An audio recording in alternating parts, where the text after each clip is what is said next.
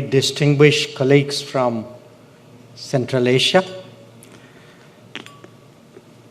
Shri Shubhrakant Panda, Shri Vipul Tuli, ambassadors, distinguished business representatives, delegates, friends.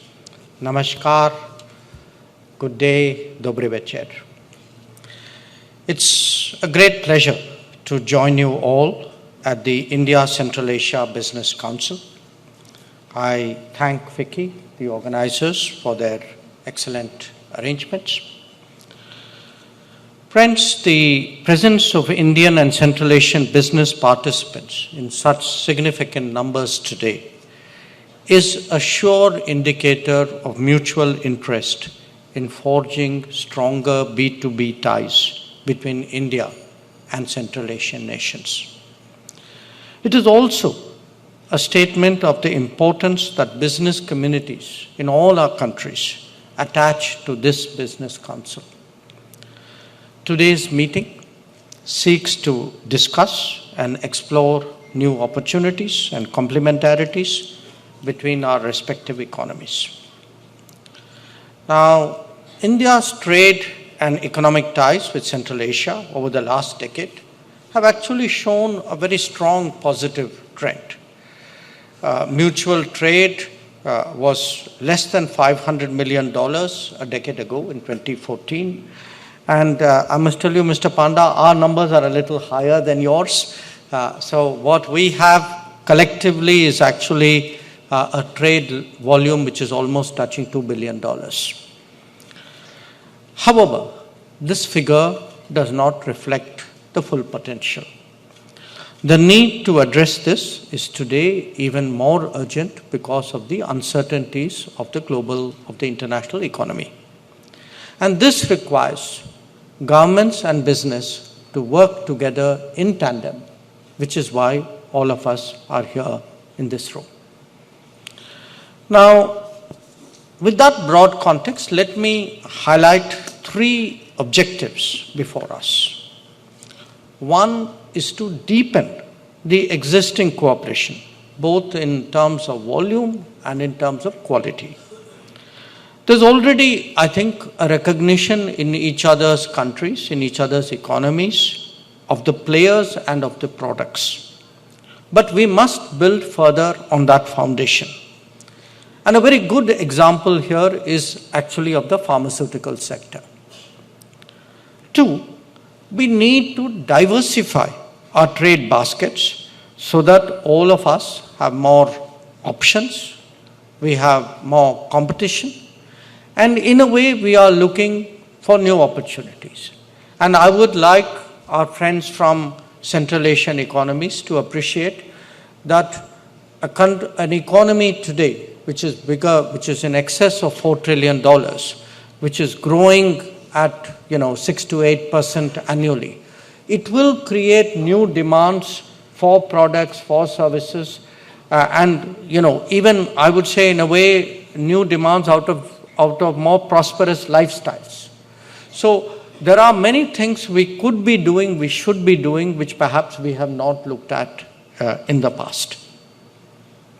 So this looking beyond the currently traded goods and services is essential really to envisage and realize new opportunities. And the third is that we need to introduce greater sustainability and more predictability in our economic interactions. And that means more long-term contracts and arrangements, cross-investments, joint ventures, and certainly sectors like energy, whether we are talking uranium, whether we are talking crude oil, even potentially gas, whether we are looking at mining, if you are talking about coal, or if we are discussing fertilizers. I think these are all relevant examples to reach really long-term understandings between us. So how do we do this? And I have 5 solutions here really to suggest. One, we look at the digital economy and innovation. I think Mr. Panda also dwelt on it. We are meeting at a time when e-commerce platforms, blockchains, cross cross-border digital payments are transforming the way the world interacts, trades, and affects payments. And India would be very happy to partner on about platforms like the UPI, like Aadhaar, like DigiLocker with our Central Asian partners. And certainly greater use of digital technologies and AI applications will help us unlock the full potential of our trade and economic ties. And I would also add that it will be a great help to our tourists, to our students, to our medical travelers, and I think, colleagues, this is something that we have discussed this afternoon. The second solution lies in the field of financial services. And here I would say closer engagements between our banks and financial sector will definitely strengthen our economic interaction. Some beginnings have been made in terms of opening of special rupee Vostro accounts in Indian banks by Central Asian banks. And there's also been some discussion about use of UPI, Unified Payment Interface. I would certainly support that very strongly, as also the steps we could take to facilitate mutual settlement of trade in our national currencies. The third, which I referred to earlier, is healthcare and pharma. Today, India supplies about 60% of generic medicines globally. And pharmaceuticals certainly is one of our most important exports to Central Asia. But what we need to do is really to strengthen cooperation, especially between our drug regulators. And we could also look at covering medical services, including hospitals, clinics, and diagnostic centers, as also the supply of medical equipment and medical devices. The fourth issue, of course, is something we have debated for some years now. How do we improve our connectivity? Because that has been a big obstacle. And I hear talk about both land and air connectivity. So what this means is more resources and effort in the INSTC, the International North-South Transport Corridor. Greater use of Chabahar port will surely reduce travel distance and costs. We are discussing this in a joint working group on Chabahar under the India Central Asia platform. But I would really urge FICCI to discuss with its members and discuss with the other chambers, the Central Asian chambers, whether, how do we better address logistical challenges and present, if possible, recommendations to us in the next few months. And I should also add that we need to expand our air services and we need to create a competitive environment for goods transportation. And fifth, we need to streamline transit procedures. India and all the Central Asian countries, we are all members of the UNTIR Carnet system. FICCI is the prime nodal agency in India for this system. And every Central Asian country has its own nodal agency.